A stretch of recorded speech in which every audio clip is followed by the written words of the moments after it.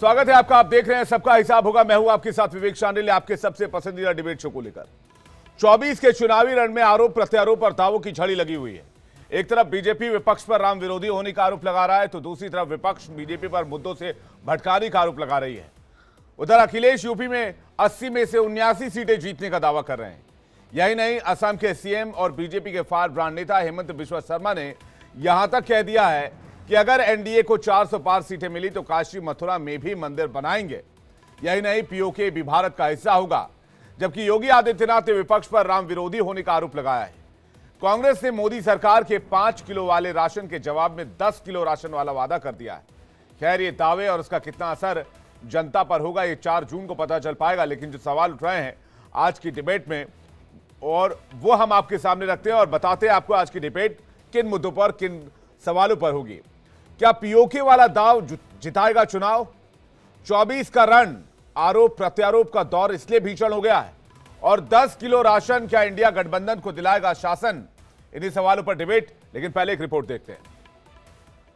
अभी हमारा 400 सीट होगा, मथुरा में भी कृष्ण जन्मभूमि बनेगा। कभी ये पाकिस्तान की वकालत करते हैं, कभी ये लोग जातीय जनगणना के आधार पर समाज को ही आपस में बांटने की वकालत करते हैं। भारतीय जनता पार्टी का रथ फंस नहीं गया है, धस गया है, और इसीलिए उनकी भाषा बदली है। चुनाव जैसे जैसे अंतिम चरण की ओर बढ़ रहा है, आरोप प्रत्यारोप और दावों की झड़ी लगती नजर आ रही है। भारतीय जनता पार्टी का रथ फंस नहीं गया है, धस गया है, और इसीलिए उनकी भाषा बदली है। इंडिया गठबंधन उत्तर प्रदेश में 79 सीटें जीत रहा है। एक तरफ इंडी गठबंधन के साथ अखिलेश उत्तर प्रदेश में 80 में से 79 सीटें लाने का दावा कर रहे हैं। दूसरी तरफ असम के सीएम हेमंत बिस्वा शर्मा ने 400 सीटों वाले दावे पर क्या बयान दिया, वो भी सुन लीजिए। अभी हमारा 400 सीट होगा, मथुरा में भी कृष्ण जन्मभूमि बनेगा, और ज्ञानव्यापी मस्जिद का जगह में बाबा विश्वनाथ का बड़ा भव्य मंदिर बनेगा। तो अब हमें सीट देते रहिए। दावों के बाद अब आरोपों के बारे में भी आपको जानना चाहिए। उत्तर प्रदेश के मुख्यमंत्री योगी आदित्यनाथ ने इंडी अलायंस पर बड़ा आरोप लगाते हुए क्या कहा, ये सुनिए। कभी ये पाकिस्तान की वकालत करते हैं, कभी ये लोग जातीय जनगणना के आधार पर समाज को ही आपस में बांटने की वकालत करते हैं, कभी ये लोग संविधान में छेड़छाड़ की बात करके और गुमराह करने का प्रयास कर रहे हैं। सच्चाई यह है कि संविधान में जितना संशोधन और जितना ज्यादा छेड़छाड़ कांग्रेस ने की, उतना किसी ने नहीं किया। पीएम मोदी ने तो यहां तक कह दिया कि कांग्रेस को इतनी सीटें ही मिलेंगी जितनी राहुल गांधी की उम्र है। इसलिए कांग्रेस छोटे छोटे दलों को मिला रही है ताकि लोकसभा में विपक्ष में बैठने की स्थिति में वो आ जाए। वो कांग्रेस इतनी बुरी तरह हार रही है, इतनी बुरी तरह हार रही है कि उनके लिए मान्य विपक्ष बनना भी मुश्किल। दावे बड़े बड़े हैं और आरोप प्रत्यारोप का सिलसिला भी नहीं थम रहा। लेकिन पक्ष और विपक्ष के इन दावों में सबसे बड़ा सवाल ये कि क्या ये बयान और दावे जनता पर अपना जादू चला पाएंगे। इन्हीं सवालों के साथ आज सबका हिसाब होगा। Bureau report, India daily live. और इस मुद्दे पर डिबेट करने के लिए मेहमानों का एक बड़ा पैनल हमारे साथ मौजूद है। डॉक्टर कौशल कांत मिश्र, प्रवक्ता बीजेपी, हमारे साथ जुड़ रहे हैं। प्रेम कुमार, वरिष्ठ पत्रकार, हमारे साथ जुड़ रहे हैं। हर्ष रंजन, वरिष्ठ पत्रकार, हमारे साथ जुड़ रहे हैं। सौरभ दुबे, राजनीतिक विश्लेषक, थोड़ी देर में हमारे साथ होंगे। प्रोफेसर भुवन जोशी हमारे प्रवक्ता समाजवादी पार्टी के हमारे साथ जुड़ रहे हैं। और दानिश कुरैशी, नेता AIMIM, हमारे साथ जुड़ रहे हैं। आप सभी मेहमानों का और दर्शकों का मैं एक बार फिर से तहे दिल से स्वागत करना चाहता हूं। कौशल कांत जी, आपसे शुरुआत कर रहे हैं। क्या मुद्दों से भटक गए बीच चुनाव में आते आते? विपक्ष आरोप लगा रहा है, आप कह रहे हैं कि विपक्ष के पास मुद्दे हैं नहीं, इसलिए इस तरह की बातें विपक्ष की तरफ से लगातार की जा रही हैं। तो ये चुनाव जा किस ओर रहा है? और जो बात हेमंत बिस्वा शर्मा ने कही है कि हमने जो वादा किया था राम मंदिर का वो पूरा करके दिया है, 400 सीटें आ गई तो काशी और मथुरा में भी भव्य और दिव्य मंदिर तैयार होगा, इस पर भी आपका जवाब चाहेंगे कौशल कांत जी। विवेक जी, जनता जैसा चाह रही है कि 4 जून 400 पार और फिर एक बार मोदी सरकार, उस तरफ भारतीय जनता पार्टी चल चुकी है। अभी तक जितने 4 फेज के चुनाव हुए हैं उसमें ही भारतीय जनता पार्टी की सरकार बन चुकी है। हम जो रिक्वायर्ड आंकड़ा है उसको क्रॉस कर चुके हैं, पर जनता ने यह डिसाइड किया हुआ है कि वो हमें 400 पार ले जा रही है, ले जाने के लिए वो पूरा दमखम लगा रही है। तो जनता अगर चाह रही है तो उसको कोई रोक नहीं सकता। बात यह है कि आपने ये कहा कि हेमंता जी ने क्या कहा और बाकी लोग क्या कह रहे हैं। देखिए विवेक जी, हम जो घोषणा पत्र पे लिखते हैं और हम उसको घोषणा पत्र नहीं, हम उसको संकल्प पत्र बोलते हैं। और जो भी संकल्प पत्र में लिखा गया और जो भी भारतीय जनता पार्टी ने संकल्प लिया है वो उसको पूरा करेगी। विवेक जी, मैं बड़ा साफ साफ कह रहा हूं कि जो आपने मथुरा और काशी की बात की है, मैं तो खुल के ये कहता हूं और भारतीय जनता पार्टी खुल के ये कहती है कि वो मथुरा और काशी पे भगवान कृष्ण के साथ है और शंकर जी के साथ है। ये हम कहते हैं और कोर्ट में मामला है, न्यायपालिका में मामला है और अभी जो भी संवैधानिक व्यवस्था है उसके तहत जो कोर्ट का डिसीजन आएगा वो आएगा। लेकिन अगर कुछ इतर हुआ तो हम जनता के दरबार में जाएंगे, अपने घोषणा पत्र पे लिखेंगे और शान से हम लिख करके लाएंगे। जैसे हमने राम मंदिर के लिए लिखा था कि हम मंदिर वहीं बनाएंगे, तारीख भी बताएंगे, प्रतिष्ठा भी कराएंगे और विपक्ष उससे मुंह चुराएगा। हम सब कुछ लिख के आएंगे, जनता का जो आदेश करेगी हम वो करेंगे। पर मैं ये भी पूछना चाहता हूं, ये जितने भी विपक्षी लोग हैं, किसी में हिम्मत है जो इस तरह की बात बोल करके जनता के दरबार में आने की हिम्मत रख सके?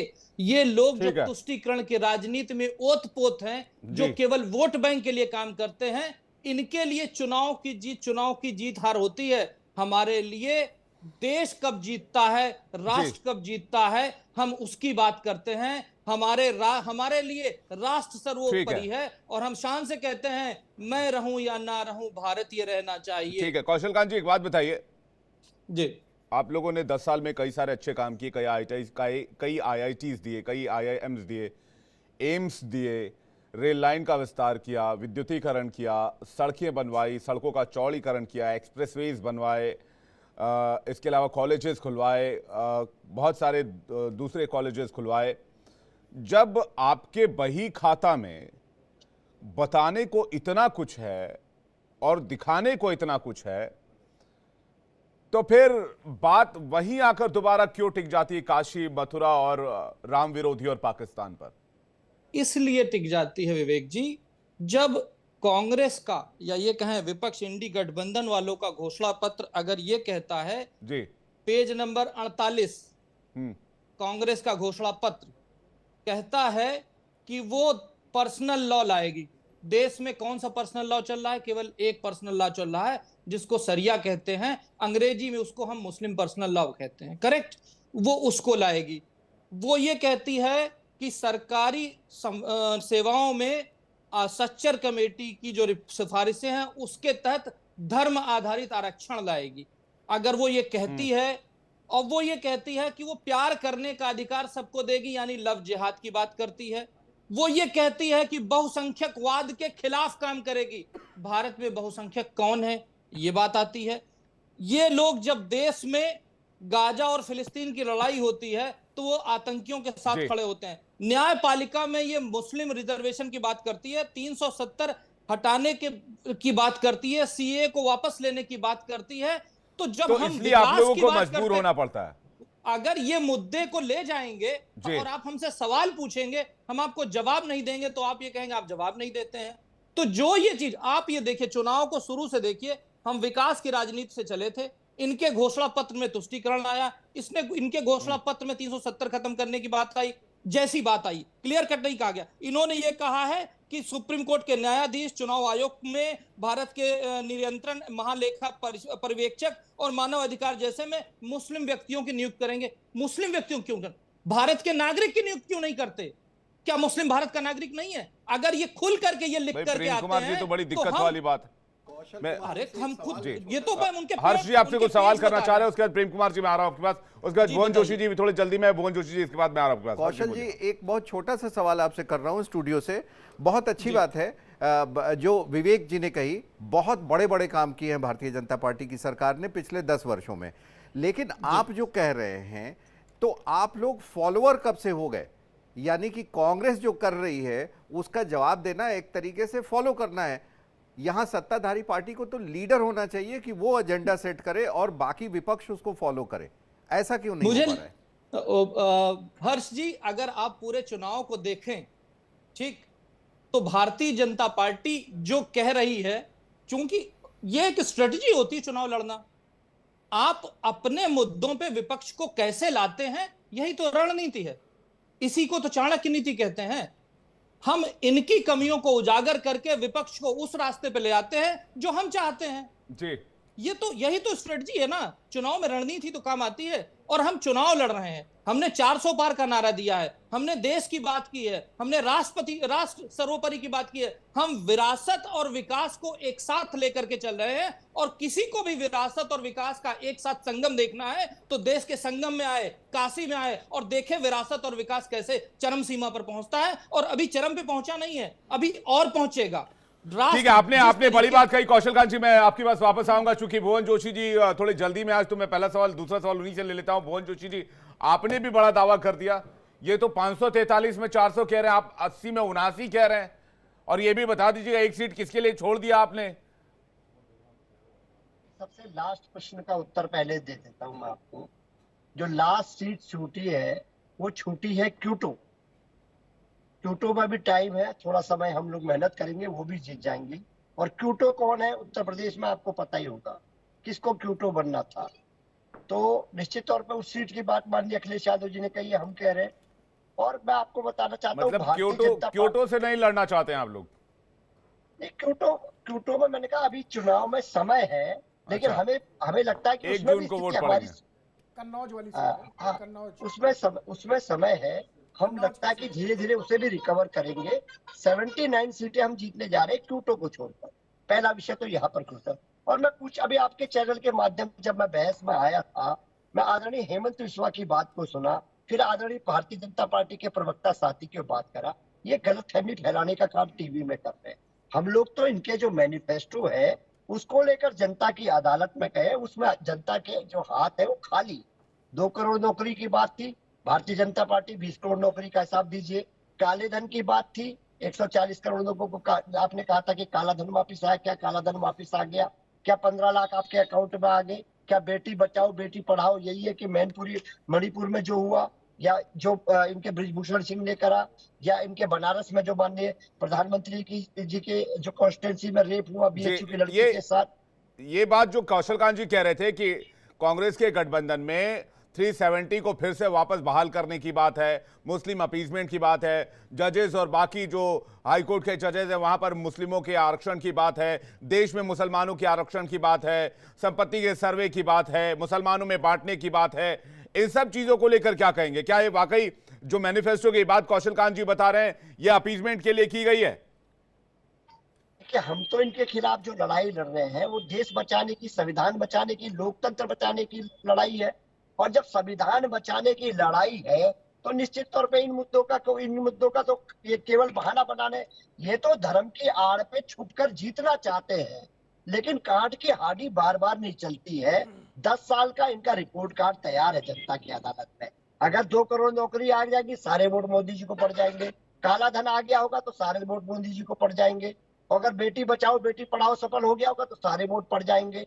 15 लाख अकाउंट में आ गए तो सारे वोट पड़ जाएंगे। स्मार्ट सिटी अगर आ गई होगी तो इनको वोट पड़ जाएंगे। बुलेट ट्रेन आ गई होगी तो इनको वोट पड़ जाएंगे। जो वादे जोशी जी बताइए ना, आप लोग आए तो 370 को वापस बहाल करेंगे क्या?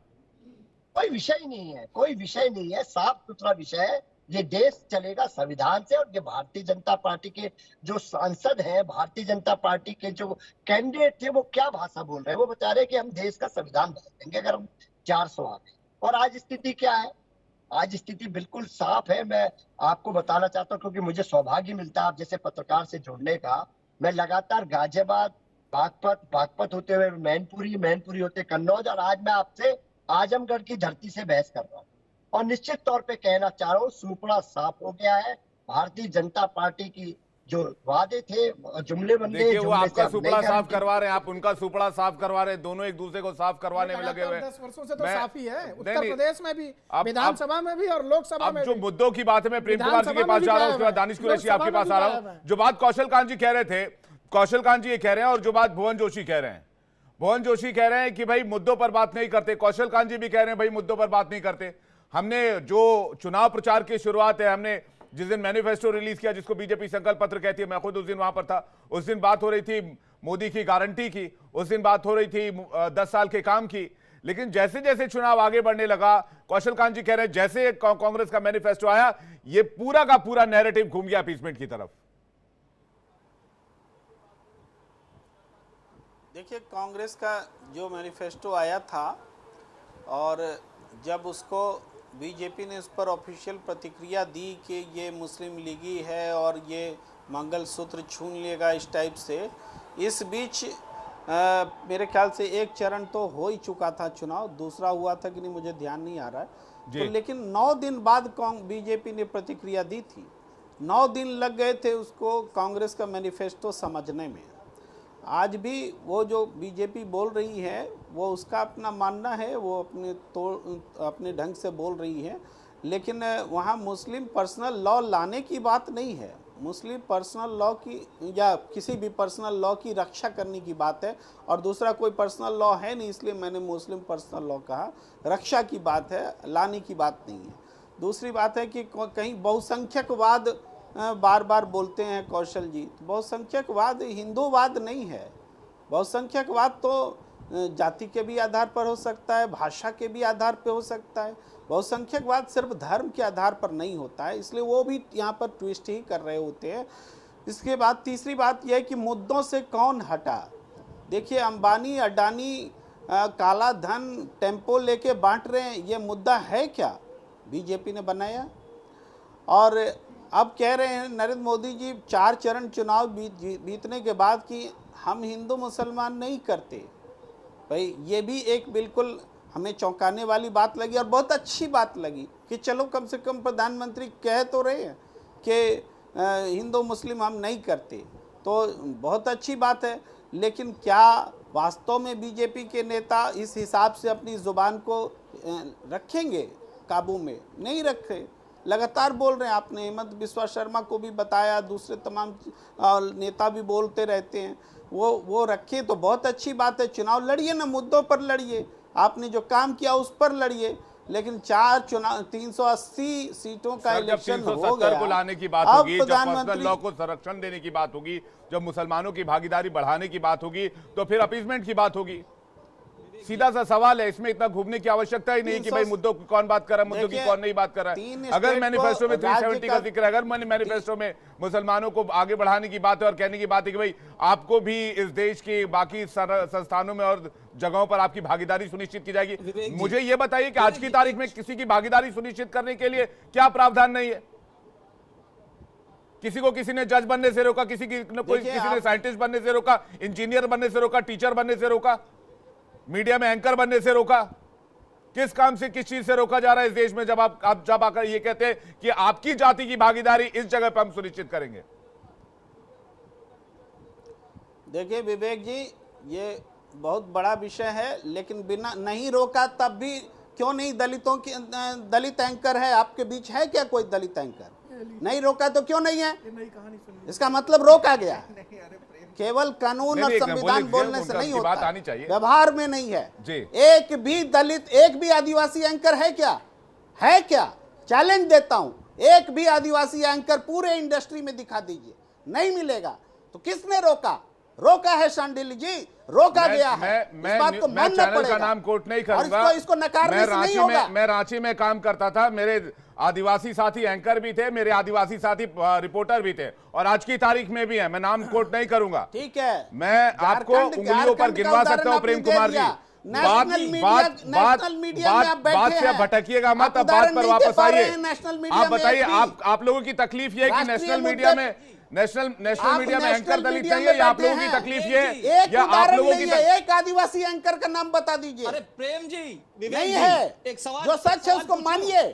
तो किसने रोका है? मुझे बताइए ना प्रेम कुमार जी, किसने रोका? विवेक बताइए, जी, मैं वही तो बोल रहे हैं। यही तो मैं किसने पूछ रहा हूं रोका है? आपसे, आदिवासी अपनी कहां इच्छा ये से बैरियर एंटर है, नहीं हो कौन रहे हैं। रोक रहा है? विवेक दलित जी, आदि मुझे अपनी किसी इच्छा मुझे से मुझे किसी सरकारी ने नौकरियों मुझे में किसी ने सर्टिफिकेट देकर पिछड़े यहाँ लोग नहीं आ बिठाया रहे नहीं, हैं। प्रेम कुमार जी, मुझे विवेक किसी जी, ने सर्टिफिकेट देकर इसलिए यहाँ पर मैंने भी बिठाया कहा नहीं ये कि आप जाकर विषय एंकर बन अंतर जाइए। हो प्रेम जाएगा। कुमार जी, विवेक जी, लेकिन मैंने बोलने में थोड़ा मैंने संयम मैंने रखना जरूरी है। 2009 से विषय विशुद्ध मेहनत करके बदल मैं यहाँ तक जाएगा। पहुंचा। अरे विवेक मेरे जी, जैसे और भी लोग हैं जो मेहनत करके यहाँ तक पहुंच सकते हैं। ये बहस मैं एक का सेकंड, नहीं एक है। सेकंड, सर एक सेकंड, सर एक सेकंड, बता सर एक रहे सेकंड, हैं सर ये एक बहस सेकंड, मैं का नहीं विवेक है। जी, जी विवेक जी, तो आप जजों की भी, एक सेकंड में कौशल कांत जी आ रहा हूं, आप जजों की भी बात करते हैं, आप हाईकोर्ट के जजेस की बात करते हैं, सुप्रीम कोर्ट के जजेस की बात करते हैं, न्याय व्यवस्था की बात करते हैं, खुल के बोलिए ना प्रेम कुमार जी। जो सिस्टम है उस सिस्टम को ओवरहॉलिंग की बात कर रहे हैं आप, लेकिन किस मेरिट पर? नहीं, आप तो सीधे नकार रहे हैं ना। मेरी प्रतिक्रिया त्वरित इसलिए हुई। मैं तो मेरिट की बात कर रहा हूं, मैं तो नकारा ही नहीं सर, आजादी है। अरे ये मैं तो आजादी नकारा ही झूठी नहीं, है। आपने गलत एलिगेशन मुझ पे झूठी लगा है दिया, ये मैं आजादी। मेरिट की बात कर रहा हूं। तो क्या आदिवासियों में मेरिट नहीं है क्या? मैंने कब कहा? आदिवासियों में मेरिट नहीं है, मैंने इक्वल कब कहा? फील्ड नहीं है, इक्वल फील्ड। इक्वल फील्ड है, बिल्कुल है, इक्वल फील्ड अवेलेबल करना होगा, ठीक है। एजुकेशन मैं हर चीज आपसे जब बराबरी आ जाएगी तो फिर ठीक उसके है। बाद मैं दानिश कुरैशी आपके पास आ रहा हूं। हर चीज देखिए प्रेम जी, ये एंकर वाली बात थोड़ी सी वो नहीं पच पाएगी, इस वजह से कि मैं पिछले 34 साल से 1990 में मैं एंकर बना था और तब से लेकर अब तक मैंने कहीं ये नहीं देखा कि एंकर बनने की या न्यूज़ रीडर समाचार वाचक बनने की जो अर्हताएं हैं, जो क्राइटेरिया है, चाहे वो आकाशवाणी उस समय रहा हो या दूरदर्शन रहा हो या प्राइवेट चैनल रहा हो, अगर उसमें उस तरीके के लोग आते हैं, जो उसकी खासियत है कि आपकी अच्छी आवाज़ होनी चाहिए, आपको बढ़िया प्रेजेंटेशन देने आना चाहिए, थोड़ी समझ होनी चाहिए खबरों की, तो शायद मुझे नहीं लगता है कि यहाँ जाति के आधार पर या धर्म के आधार पर या उनके किस इलाके से आते हैं उसके आधार पर ये कोई भेदभाव किया जाता है। अब उनका एलिगेशन है, पता नहीं उन्होंने कहाँ ये बयान सुना है, किससे ये बयान सुना है कि ओबीसी से एंकर नहीं है या फिर मुस्लिम फील्ड से एंकर नहीं है। कई मेरे 50 दोस्त मुस्लिम फील्ड से जो एंकर हैं। आपको मैं बता दूं कि आकाशवाणी समाचारों से बढ़कर देश में कोई समाचार नहीं होते थे। 2002 से लेकर 2010 तक जो पूरे देश के आकाशवाणी समाचार का प्रमुख था वो रांची के आदिवासी क्षेत्र से। मैं ये समझना था तकलीफ किस बात की है, लेकिन मीडिया संस्थान को लेकर, सरकारी संस्थान का उदाहरण मत दीजिए कृपया, प्लीज। वहाँ SC/ST रिजर्वेशन है, उसका उदाहरण मत दीजिए। लेकिन वो रिजर्वेशन से नहीं है प्रेम जी, वो जो उसकी अर्हताएं पूरी करता है, जो उसमें पास होता है उसका है। सर ठीक है, लेकिन मैं वापस दावे पर लौटना चाह रहा हूं, जो दावा किया जा रहा है। ठीक है, सौरभ दुबे जी कुछ कहना चाह रहे हो? दानिश कुरैशी के बाद मैं आ रहा हूं आपके पास। देखिए, मैं कौशल कांत जी इसके बाद लौटूंगा आपके पास, एक बार सारे मेहमानों से पूरा कर लूं मैं। देखिए, मैं किसी भी आरक्षण को पसंद नहीं करता और खासकर नौकरी में आरक्षण तो कतई नहीं। मैं ऐसे किसी भी कदम के खिलाफ हूं जो अकुशलता को बढ़ावा दे, जो दोयम दर्जे की तरफ ले जाए। ये प्रधानमंत्री नेहरू जी का मैंने बयान कोट किया। आपके प्रधानमंत्री, कांग्रेस के प्रधानमंत्री, हमारे देश के प्रधानमंत्री, हम भी मानते हैं ये उनका बयान है। ये प्रधानमंत्री नरेंद्र मोदी जी का बयान नहीं है। 70 सालों तक आप शासन किए और आप इस प्रश्न को अगर उठाते हैं, सुनिए, बाबा साहब अंबेडकर को आपने जो है भारत रत्न देने में इतना समय क्यों लगाया? आपने भारत रत्न देने में इतना समय क्यों लगाया? आप लोग जातिवादी की बात तब लाते हैं जब सिर्फ चुनाव होता है और जैसे ही आपकी सत्ता बन जाती है, लाभ के पद पर बताइए। अगर राष्ट्रपति को बनाया गया जो राम गोविंद जी, वो क्या थे? आज जो मुर्मू जी हैं राष्ट्रपति बनी है, वो क्या है? इन 10 सालों में प्रधानमंत्री नरेंद्र मोदी जी के नेतृत्व में अगर देश को 2 जो है आदिवासी और दलित राष्ट्रपति मिला, उसको वो आपको नहीं दिखाई देता। आप जातियां ढूंढते हैं खोज के, कौन सांडिल है, कौन तिवारी है, कौन आदिवासी है, कौन ये है।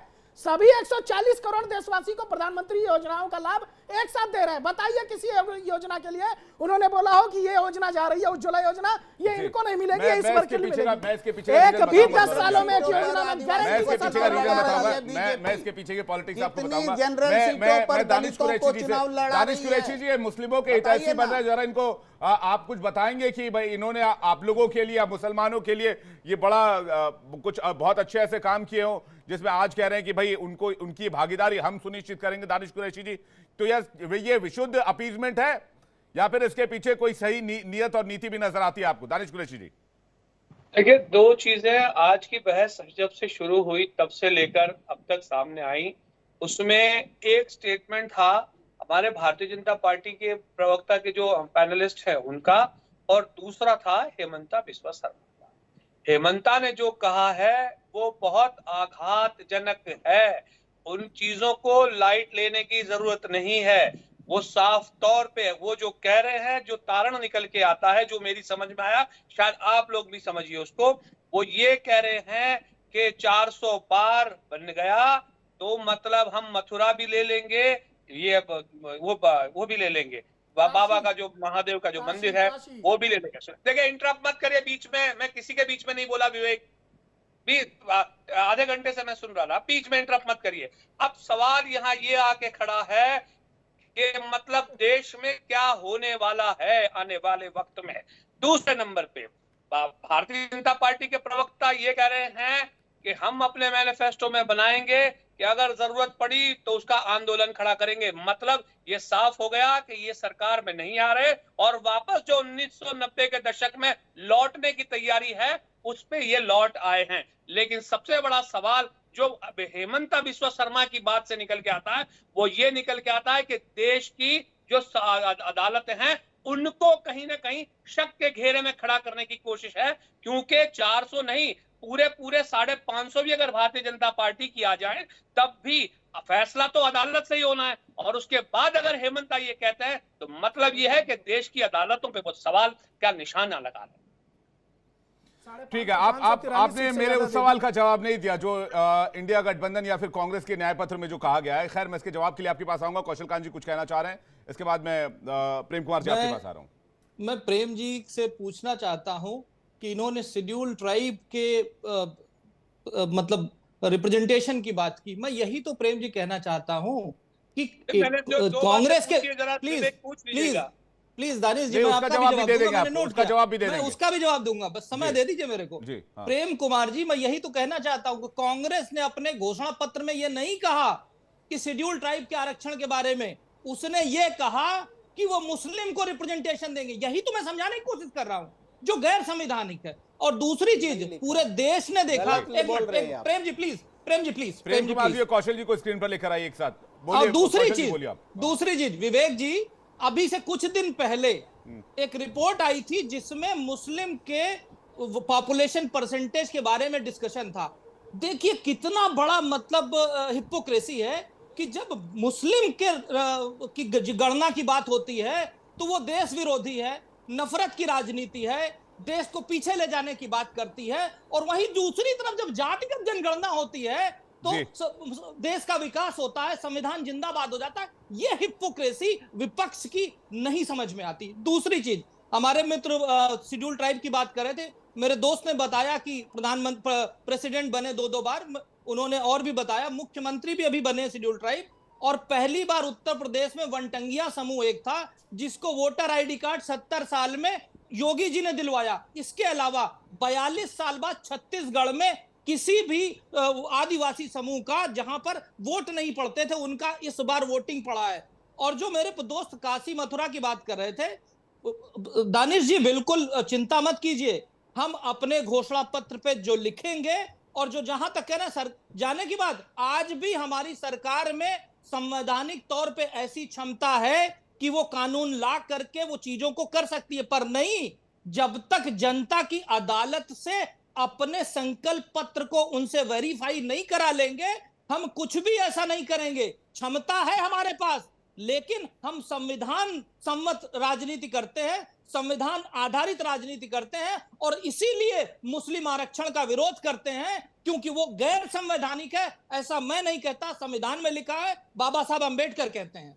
जी ठीक है, इस पर प्रेम कुमार जी कुछ कहना चाह रहे हैं। प्रेम कुमार जी, और जो थोड़ी देर पहले मैं सवाल कर रहा था कि आप लोग जो एससी एसटी ओबीसी की भागीदारी की बात कर रहे हैं, उसके पीछे मुझे जहां तक समझ आता है एक प्योर पॉलिटिक्स नजर आता है। क्योंकि अगर आप 2014 प्रेम कुमार जी और 2019 के इलेक्शन को देखेंगे तो 2014 में 37-38% के आसपास ओबीसी वर्ग का वोट मोदी सरकार को गया। 2019 में राइज करके 43-44% तक हो जाता है। तो वो जो कोर वोटर है, ओबीसी का कोर वोटर, वो प्रधानमंत्री का और बीजेपी सरकार का एक बैक सपोर्ट है। जिसकी वजह से बीजेपी 303 और एनडीए 350 तक पहुंचने में कामयाब रही। क्या उस वोट बैंक तक आप लोग रीच लेना चाहते, इसलिए ये डायरेक्ट जो हमला है वो सारे संस्थानों या फिर चाहे वो मीडिया संस्थान हो या फिर जुडिशरी हो, सबके ऊपर आप लोगों का है, फोकस सिर्फ ओबीसी वोट बैंक का है? देखिए शांडिल जी, आप जो आंकड़े दे रहे हैं ये ऑफिशियल आंकड़े नहीं है। इस देश में ये मापने का कि किस जाति का वोट किसको, प्रेम कुमार जी मेरा जवाब दीजिए। कोई भी विश्वसनीय प्रेम कुमार जी मेरा जवाब दीजिए। दूसरी बात मेरा जवाब दीजिए कि जातिगत जनगणना सही है और मुस्लिम की गणना के ऊपर बात करना देश के खिलाफ है, इसको जस्टिफाई कीजिए। देखिए देश में जो भी जनगणना होती है पूरे भारतीयों की होती है, पूरा देश इसमें शामिल होता है।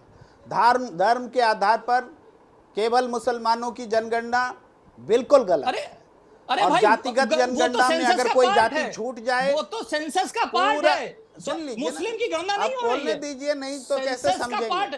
अरे भाई आप ये कह रहे मुस्लिम की गणना करेंगे, तो आपने गलत स्टेटमेंट दिया। मैंने कहा वो जो रिपोर्ट आई थी जो सेंसस में लिखा हुआ है, सेंसस के आंकड़ों का एनालिसिस था। और अगर बिहार जातिगत जनगणना के बाद के आंकड़े जानने हैं तो मैं आपको बता देता हूं, बिहार जातिगत जनगणना के पहले मुस्लिम आबादी वहां पर 17% थी और 24 में जो अभी जातिगत जनगणना जो बिहार ने लेके चल रहे, आप हमसे सवाल पूछ रहे थे, फिर आप बताने लगे नई बातें, कुछ क्योंकि आप गलत, क्योंकि आप जो प्रश्न पूछे उसको उत्तर ले लीजिए ना। आप मुझे दोनों का डिफरेंस बता दीजिए कि एक देश के खिलाफ और एक देश के साथ कैसे है। जातीय सर्वेक्षण जो सेंसस वर्ड है ये नई बात थोड़े है, पहले भी हुए। देश के खिलाफ होता है क्या सेंसस होना? नहीं तो नहीं, आप लोग कह रहे थे ना मुस्लिम करना, वो क्या देश के खिलाफ है? अगर देश के खिलाफ है, आपकी पार्टी ने भी समर्थन किया था उसका। अरे भाई मुस्लिम विधानसभा में पारित प्रस्ताव था वो। अरे आप सवाल को घुमा रहे हैं प्रेम जी। मैं आपसे पूछ रहा हूं, मुस्लिम गणना के ऊपर बात करना देश के खिलाफ है और जातिगत जनगणना के ऊपर बात करना देश का विकास है, ये कैसे जस्टिफाई करोगे? मुझे यही ज्ञान दे दो। नहीं, कहां बोल रहे हैं? कभी मुस्लिम जनगणना हुई क्या अलग से? आपने, अरे भाई काल्पनिक बातें कर रहे हैं। अरे मुस्लिम जनगणना सेंसस में है, उसी का डाटा एनालिसिस हुआ था और आप ही बैठ करके धर्म के आधार पर सिख भी है, बौद्ध भी है, हिंदू भी है। अरे मैंने क्या बात कर रहे हैं? पर आप, अरे भाई क्या बात समझाना चाह रहे हैं? प्रेम जी, हम आप दोनों थे जब मुस्लिम वाले आंकड़े आए थे, आपने कहा था ये नफरत की राजनीति है। अगर मुस्लिम जनगणना नफरत की राजनीति है जो सेंसस में, आंकड़े तो हिंदू के भी आएंगे, मुस्लिम के भी आएंगे, सिख के भी आएंगे, ये नई बात थोड़े हर जनगणना का हिस्सा होता है। अरे भाई आप मनगढ़ंत बातें बोल रहे हैं। ठीक है, एक करके प्रेम कुमार जी को पूरा कर लेते हैं। कौशल जी प्रेम कुमार जी को पूरा कर लेते हैं। दानिश कुरैशी भी कुछ कहना चाह रहे हैं। सौरभ जी आपके पास आ रहा हूं। नफरत की राजनीति है और जातिगत जनगणना, ठीक है संवेदना कौशल जी, एक सेकंड, प्रेम कुमार जी को पूरा कर लेते हैं। प्रेम कुमार जी पूरा कीजिए आप। देखिए मैंने तो डॉक्टर कौशल किशोर जी का जवाब दे दिया, अब उनको न समझ में आए लेकिन हमारे दर्शकों को समझ में आ रहा होगा। दूसरी बात है कि हाँ, जनता को समझ में आ रहा है बिल्कुल। इस देश में कभी धर्म के आधार पर नहीं, पूरे देश के लोगों की गिनती होती है। सेंसस जो है ऑफिशियल है, कोई नई बात नहीं है। ठीक है कौशल जी, एक करके प्रेम कुमार जी को सुन लेते हैं। हमेशा से हुआ है। बिहार में भी जो सर्वेक्षण हुआ उसको भारतीय जनता पार्टी का समर्थन था, इससे आप बच नहीं सकते। मुस्लिम आरक्षण की बात आप बोल रहे हैं, धर्म के आधार पर इस देश में संविधान आरक्षण की इजाजत ही नहीं देता। आपसे पूछा जाएगा कि जब चंद्रबाबू नायडू यहां मुस्लिम आरक्षण 4% का वादा कर रहे हैं, आप इसका जवाब दीजिए कि आप क्यों उस गठबंधन के साथ हैं जो मुसलमानों को 4% आरक्षण देने का वादा कर रही। दूसरे से नहीं पूछा जाएगा। मुसलमानों को धर्म के आधार पर आरक्षण की इजाजत नहीं देता है संविधान, न जाति के आधार पर आरक्षण की इजाजत देता है संविधान। इस देश में न जाति के आधार पर आरक्षण हो सकता है, न धर्म के आधार पर हो सकता है। प्रेम जी, चंद्रबाबू नायडू से आज जाकर पूछेंगे तो वो बदल गए हैं क्योंकि कॉमन मिनिमम प्रोग्राम बना हुआ है। लेकिन 2009 का कांग्रेस का मैनिफेस्टो कहता है कि वो जॉब में, चुनाव के बाद बदल जाएंगे क्या? अरे सुनिए ना, मैं तो पढ़ के बता रहा हूं, 4%। मैं तो पढ़ के बता रहा हूं। मैं एआईएम के पास जा रहा हूं। ठीक है, घोषणा पत्र में कांग्रेस ने मुस्लिम रिजर्वेशन का वादा किया। धर्म के आधार पर आरक्षण नहीं हो सकता, लेकिन एक बात होता है, धर्म के आधार पर राजनीति तो हो ही सकती है ना। इसमें कहां किसी को परेशानी हो रही है, हर कोई इसमें आगे बढ़ चढ़कर हिस्सा ले रहा है। दानिश कुरैशी जी, दानिश कुरैशी, ठीक है मैं आ रहा हूं। कौशल जी आ रहा हूं आपके पास। ठीक है कौशल जी आ रहा हूं आपके पास। दानिश कुरैशी कुछ कहना, दानिश कुरैशी जी। देखिए विवेक, सबसे पहली बात कि आपका भी जो स्टेटमेंट है कि धर्म के आधार पर आरक्षण नहीं हो सकता। सुनिए, धर्म के आधार पर आरक्षण नहीं है। जो भी आरक्षण की बात है वो कमीशंस का रिपोर्ट है, और कमीशंस के रिपोर्ट के रिसर्च के आधार पर है कि जो कम्युनिटीज हैं बिलोंग टू रिलीजन की बात है। जैसे कि अगर कई कम्युनिटीज ऐसी हैं जो और किसी मजहब में पाई ही नहीं जाती, जैसे अगर नाई कम्युनिटी की बात की जाए तो वो हिंदुओं में भी मिल जाएगा, मुसलमानों में भी मिल जाएगा। तो इस तरह की कई कम्युनिटीज ऐसी हैं जो उनमें पाई नहीं। सुनिए मैं खत्म कर्नाटक वाला मामला भी बता दीजिएगा। कर्नाटक वाला जो 2B कैटेगरी है जिसमें मुसलमानों के सभी कास्टों को शामिल किया गया है, मैं बताऊं आपको। जी सुनिए हाँ, मेरी बोलिए। बात। सबसे पहली तो बात जो है कि किसी को भी कुछ देने की बात है, उस मेरिट में आप मुझे ये बता दीजिए कि मेरिट का जो आधार है उसमें सबको शामिल कर देना तो मेरिट तो बनेगा ही नहीं। कैसे बनेगा? अगर 4%, सुनिए, जिस स्टेट में आबादी 12% 13% से ज्यादा है और रिजर्वेशन 4% है, तो कैसे बाकी के 8% लोगों को आप इंक्लूड कर लेंगे? तो सबसे बड़ा फरेब भारतीय जनता पार्टी ये फैलाती है। दूसरे नंबर पे मैं आपको एक बात बताऊं कि मैं फिर से दोहरा रहा हूं कि आरक्षण की जब भी बात आती है वो कमीशंस का और सरकारों के रिपोर्ट्स निकल के आते हैं, उन्हीं के आधार पे। आपको मुझे ये बताइए, क्या देश में अपलिफ्टमेंट का प्रोग्राम नहीं बनेगा? क्या देश के प्रधानमंत्री और राज्यों के मुख्यमंत्री अपलिफ्टमेंट का प्रोग्राम नहीं बनाएंगे? अपलिफ्टमेंट के प्रोग्राम को आप कैसे बताएंगे? आप पूछिए भारतीय जनता पार्टी से कि चलिए हम मान लेते हैं कि ये मुसलमानों को नहीं दिया जाएगा या और किसी को नहीं दिया जाएगा, तो फिर आप उनका प्रमोशन कैसे करेंगे? आप मुझे उसका एक्सप्लेनेशन ले लीजिए, मैं थोड़ा सा समझ लूं उनसे। नहीं, मुसलमानों को नहीं दिया जाएगा डायरेक्टली, ऐसा तो किसी ने नहीं कहा। आरक्षण धर्म के आधार पर नहीं दिया जाएगा, ये कहा जा रहा है। बात धर्म के आधार पे हो ही नहीं सकती ना विवेक, बात धर्म के आधार पे हो ही नहीं सकती, बात मैरिट पे है। सौरभ जी के पास जा रहा हूं। सौरभ जी के पास मैं जवाब दे दूं, इनका छोटा सा जवाब है। ठीक है, जल्दी दे दीजिए सौरभ जी, उसके बाद में। जो आंध्र प्रदेश, सुनिए आप, वसीम भाई, दानिश भाई, आप पढ़े समझदार आदमी, इसलिए बता देता हूं। 7 बार हाईकोर्ट और सुप्रीम कोर्ट के द्वारा आंध्र प्रदेश के मुस्लिम रिजर्वेशन को खत्म किया गया। तो सुप्रीम कोर्ट अंधी थी क्या? क्यों खत्म कर रही थी?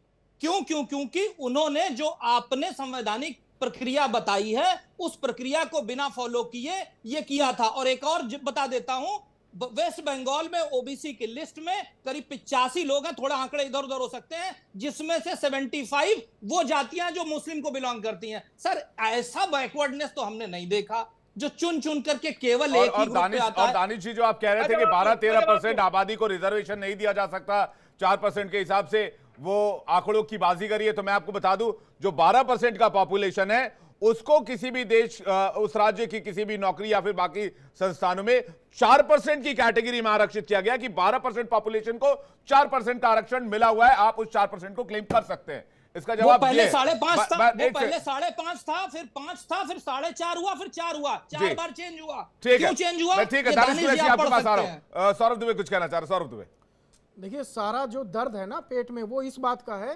कि प्रधानमंत्री नरेंद्र मोदी जी के नेतृत्व में ओबीसी समाज इतना आगे क्यों बढ़ रहा है, दलित समाज इतनी तेजी से उसकी तरक्की क्यों हो रही है, मुस्लिम समाज जिस पे एक पार्टी दावा करती थी कि वो मुस्लिमों की पार्टी है, आज उसके हाथ से जो है मुस्लिमों का वोट बैंक जो है वो खिसक गया। सारी जो दर्द है इस बात की है कि सिर्फ और सिर्फ जो है ये ओबीसी समाज को, दलित समाज को, मुस्लिम समाज को हमेशा जो है भारतीय जनता पार्टी तरक्की के, क्या कह रहे हैं? बैरिस्टर साहब भी आ रहे हैं हैदराबाद से। नहीं, देखिए, तरक्की पे मैं बात हो रही है तो आप बैरिस्टर साहब को ले आए, यही तो मैं कह रहा हूं। जैसे ही मैं तरक्की की बात करता हूं मुसलमानों की, तो बैरिस्टर साहब की बात हो जाती है। असुद्दीन ओवैसी या अन्य लोग जो है मुस्लिम समाज का नेतृत्व नहीं करते हैं, और यह मुस्लिम जानता है बहुत अच्छे से। उनको ठगने का प्रयास, धोखा देने का प्रयास जिस प्रकार से कांग्रेस ने किया, तुष्टीकरण का प्रयास, सशक्तिकरण मुसलमानों का कभी किसी ने किया ही नहीं। और आज भारतीय जनता पार्टी, प्रधानमंत्री जी, आप लोगों ने मुसलमानों में अगला पिछड़ा कर दिया। अब मुसलमान के तो नाम, ये आरजेडी से पूछिए ना, लालू यादव जी क्या बोल रहे थे। लालू यादव जी ने कहा कि मुसलमानों को हम आरक्षण देंगे। किसका छीन के देंगे? ओबीसी जो मंडल कमीशन बना था, जब आप उसकी पैरवी कर रहे थे, वो यादवों का छीन करके, पिछड़े वर्ग का छीन के मुसलमानों को देंगे? ये इनसे पूछना चाहिए, इनके गठबंधन के लोगों से। इन्होंने कभी दलित, ओबीसी, पिछड़ों की बात नहीं की। प्रेम कुमार जी पूछते क्यों नहीं? आप प्रेम कुमार जी बैठे हुए, मैंने नेहरू जी का कोट किया, उन्होंने जवाब ही नहीं दिया। नेहरू जी ने कहा कि कहीं भी जो है अगर आप धर्म के आधार पर या जाति के आधार पर आरक्षण देते हैं तो वो सरकारी नौकरियों में या प्राइवेट नौकरियों में जो है वो उतना आपको जो है कामयाब नहीं होगा। ये नेहरू जी का बयान था। तो आपने इस पर प्रेम कुमार जी ने चुप कुछ हो गया, कुछ नहीं बोल रहे इस पे जो है। जब बात हो रही है दानिश जी की, कुरैशी साहब की, तो आप लोग मुसलमानों को नहीं देंगे? मुसलमानों को क्या आरक्षण? ये तो संविधान के खिलाफ क्या भारतीय जनता पार्टी दानिश कुरैशी पूछ रहे हैं उनके अपलिफ्टमेंट का क्या होगा? नहीं, देखिए दानिश कुरैशी जी, उनके विकास का क्या होगा? दानिश कुरैशी जी सुनिए, जो पार्टी एक जगह जो सीमित है ना, एक प्रदेश के अंदर, वो पूरे देश का नेतृत्व नहीं करते। भारतीय जनता पार्टी पूरे देश का नेतृत्व करती है, प्रधानमंत्री देश का नेतृत्व करते हैं। उनकी नीतियां 140 करोड़ देशवासियों के लिए हैं, ना उसमें हिंदू है ना मुसलमान है। जितनी जातियां हैं हिंदुओं के अंदर, आप लोगों ने बोला जितनी पिछड़ी है मुसलमानों के अंदर, ज्यादा बच्चे वालों को बांट देंगे। 11 बच्चे वालों की बात तो वो आप समझिए क्यों कही जा रही है। 11 बच्चे वाले वो हैं जो कट्टरपंथी विचारधारा वाले लोग हैं, जो हिंदुओं में भी हैं, मुस्लिम में भी हैं। सिर्फ मुस्लिम की बात थोड़ी ना, 11 बच्चे गाली दे रहे हैं। अब नहीं गाली क्या दे रहे हैं आप बताइए। जब बात होती है घुसपैठियों की तो ये कहते हैं हमें गाली दे रहे हैं। दानिश कुरैशी को लेकर आइए की जब बात होती है तो मुसलमानों पे डाल देते हैं। प्रधानमंत्री ने अपने मुंह से एक बार भी नहीं कहा कि मुसलमान घुसपैठी है। कोई एक बयान मुझे दिखा देंगे जब वो कह रहे हैं घुसपैठियों को बाहर निकाला जाएगा, सीए एनआरसी की बात होती है तो कहते हैं मुसलमान। अरे भाई आप मुसलमान को क्यों घसीट के ले आते हो हर चीज में? आज देश का मुसलमान तरक्की कर रहा है, पढ़ा लिखा समाज है, 50 से ज्यादा आईएएस सर्विस। आप लोग पसमानदा मुसलमानों की बात क्यों करते हैं? इस बात का है सिविल सर्विसेज में इस बार 50 से ज्यादा आईएएस चुन करके हैं, और भारत सरकार की तमाम योजनाएं हैं जिनके माध्यम से उनको लाभ मिला। ये दर्द है पिछड़े शोषित वंचित समाज तरक्की। दानिश कुरैशी इसका जवाब, उसका हर्जी आपके पास में आ रहा हूं। दानिश कुरैशी इसका जवाब दीजिए जल्दी से, 10 सेकंड में हर्जी के बाद में आ रहा हूं आपके पास। देखिए, सबसे पहली बात यह है कि दरअसल भारतीय जनता पार्टी और उनके समर्थक जो राजनीतिक विशेषज्ञ सौरभ भाई हैं, ये तमाम लोग भारत देश के प्रधानमंत्री पद पे विराजमान नरेंद्र मोदी जी के भाषण को अच्छे से नहीं सुनते हैं। अगर इन्होंने सुना होता तो उनको ये समझ में आता कि वो किसको कह रहे हैं घुसपैठिया, वो किसको कह रहे हैं इतने सारे बच्चे वाले लोग। मुझे ये बताइए, क्या देश के अंदर में क्या मुसलमान क्या आतंकवादी है या घुसपैठिया है? कौन है? इसका जवाब नहीं दिया। सुनिए दूसरे नंबर की बात, जो ये उन्होंने मुसलमान शब्द का प्रयोग किया क्या? प्रधानमंत्री ने मुसलमान शब्द का प्रयोग, आपने आतंकवादी कहा। आपने अपने मुस्लिम भाइयों को चैनल पे आतंकवादी कहा। ये देख लीजिए, ये भाषा इनकी, अपने ही मुस्लिम भाइयों को आतंकवादी। प्रधानमंत्री जी को कोट न करें ऐसे बयान पे। दानिश कुरैशी क्या कह रहे हैं? आतंकवादी शब्द पे प्रधानमंत्री जी को कोट न करें। ठीक है, दानिश कुरैशी की बात पूरी होनी चाहिए। दानिश कुरैशी जल्दी से। अब देश में मुसलमानों के बच्चों की पैदावार कितनी है उस पे वो बात करते हैं, और साफ तौर पे कहते हैं कि हिंदू बहनों के गले से मंगलसूत्र छीन लेंगे। तो मुझे ये मंगलसूत्र तो हिंदू बहनें ही पहनती है ना, मुस्लिम थोड़ी ना पहनती है मंगलसूत्र। वो इसमें कैटेगरी थोड़ी ना कर रहे हैं। सुन लीजिए। हाँ दानिश जी पूरा कीजिए जल्दी से। अब सवाल ये है कि मुझे ये बताइए, क्या देश की पुलिस, देश की सेना, हम सब ने क्या चूड़ियां पहन रखी हैं कि इस देश की हिंदू बहनों के गले से कोई मंगलसूत्र छीन लेगा? चलिए ठीक है, ये तो खैर लीक से हटके थोड़ी सी बातचीत हो गई, लेकिन अपीजमेंट की बात जो मैं कर रहा हूं लगातार, इस तरफ से भी अपीजमेंट, इस तरफ से बीच में हर चीज से सवाल हो। उसके बाद मैं प्रेम कुमार जी आपके पास आ रहा हूं। हर चीज दोनों तरफ से अपीजमेंट दिख रहा है। बिल्कुल मैं आ रहा हूं। कौशल जी एक सेकंड वेट कीजिएगा। और जो कौशल जी ने शुरुआत में जो विवेक बात कही थी, मैं वहां पे ले आना चाहता हूं, क्योंकि देखिए ये चुनाव है, किसी को ये नहीं भूलना चाहिए कि बहुत लंबे दौर का चुनाव हो रहा है, 2 महीने से ऊपर का चुनाव है। और किसी भी अमेरिका जैसे देश में जब लंबे चुनाव होते हैं, वहां भी फेज वाइज, एक फेज के बाद दूसरे फेज में जो राजनीति होती है, जो आरोप प्रत्यारोप, जो कीचड़ उछाल होता है, उसका दौर बदलता है। और यहां भी हमने देखा वही चीज कि पहले दौर के बाद जो नैरेटिव था वो कुछ और था, दूसरे दौर के बाद कुछ और है, तीसरे, चौथे और पांचवें के बाद कुछ और होगा। और इसमें कहीं कोई शक नहीं है कि जो कांग्रेस पार्टी है और जो इंडी गठबंधन के दल हैं, वो बेहद कंफ्यूज से लग रहे हैं। अभी थोड़ी देर पहले ममता बनर्जी का यह बयान आया है कि अगर इंडी गठबंधन आया, कांग्रेस की सरकार आई बनाने की स्थिति में, तो वो उसे बाहर से समर्थन देगी। पश्चिम बंगाल में वो साथ चुनाव लड़ नहीं रही है, साथ मिलकर लड़ नहीं रही है। तो यहां तो ये बात है। और कांग्रेस का घोषणा पत्र बिल्कुल सही बात है कि वो झुका हुआ है, एक पर्टिकुलर धर्म के लोगों के प्रति झुका हुआ है। और उसी चीज को बीजेपी ने बाद में अपना हथियार बनाकर, क्योंकि यह मत भूलिए कि बीजेपी इस चीज में माहिर है, जिसे कौशल जी भी स्वीकार कर रहे हैं कि वो इसी हथियार को अपना हथियार बनाकर वापस पूरे फोर्स के साथ फेंक रही है और फिर उनके पास कोई जवाब नहीं है। आप देखिए मोदी जी ने जो कहा आज, जो अमित शाह ने कहा, उन दोनों बयानों में भी बहुत समानता नहीं है, लेकिन ये जनता की नस को पकड़ने की बात है कि बीजेपी उसे थोड़ी बेहतर तरीके से पकड़ पाती है। और यही आपके शुरुआती सवाल का भी जवाब है कि क्यों विकास के मुद्दे, रोजगार के मुद्दे और विदेशी मामलों के मुद्दे नहीं उठते हैं। गौण हो गए जी। इस पे कौशल कांत जी आप कुछ कहना चाह रहे थे? प्रेम कुमार जी इसके बाद आ रहा हूं। कौशल कांत जी 10 सेकंड आप कुछ पूछना चाह रहे थे। प्रेम कुमार जी आ रहा हूं आपके पास। देखिए, मैं क्या पूछना चाह रहा था वो तो निकल गया, पर मैं प्रेम जी को ये बता देना चाहता हूं। मैं कुछ फाइंडिंग पढ़ रहा हूं एक कमेटी की, और दानिश भाई आप सुनिएगा।